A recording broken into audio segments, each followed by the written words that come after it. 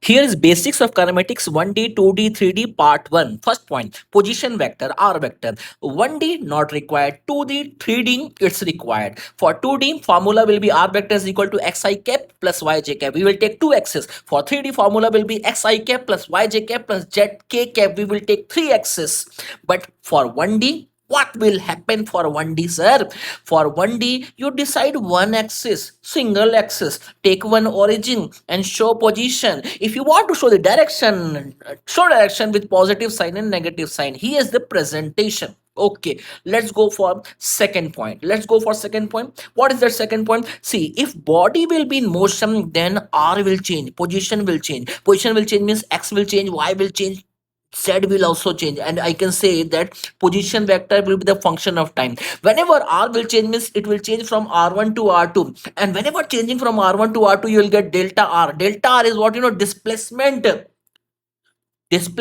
But if you'll go for one dimension, if you want to present displacement, you can write delta X. It will be what, x2 minus x1. Okay, third point, direction of motion is direction of velocity, very important. But direction of motion has no relation with acceleration, direction of acceleration. Take a look, a man is moving forward, okay, towards east, so this will be the direction of velocity. What about acceleration? We cannot say the direction of acceleration. It can be forward, it can be backward also. Okay, fourth point, direction of acceleration will be in the direction of net force, very important. Let us take one example. A block is there, one force towards right 10 newton, one force towards left 4 newton, net force will be towards right 6 newton. So definitely acceleration direction will be towards net force, right side, 3 meter per second square. Let's go for fifth point. In curvilinear path, velocity vector at any point is tangential. Take this example. Here's curvilinear path and I'm taking 2 points. First point v1 vector, second point v2 vector. Let's go for next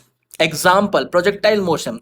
Here is projectile motion. A person is throwing a ball under gravity and it will follow parabola path, deciding 2 points, showing velocity vector v1 vector v2 vector. If you notice, in the ball under projectile motion, net force is acting downwards, it is mg, weight, therefore acceleration will also be downward acceleration due to gravity. Okay, very good. Seventh point, a vector b vector, angle between a vector b vector. If angle is what, theta is less than 90, acute angle, it means speed increases, and a vector dot b vector will be positive. If theta will be greater than 90, obtuse angle means speed decreases.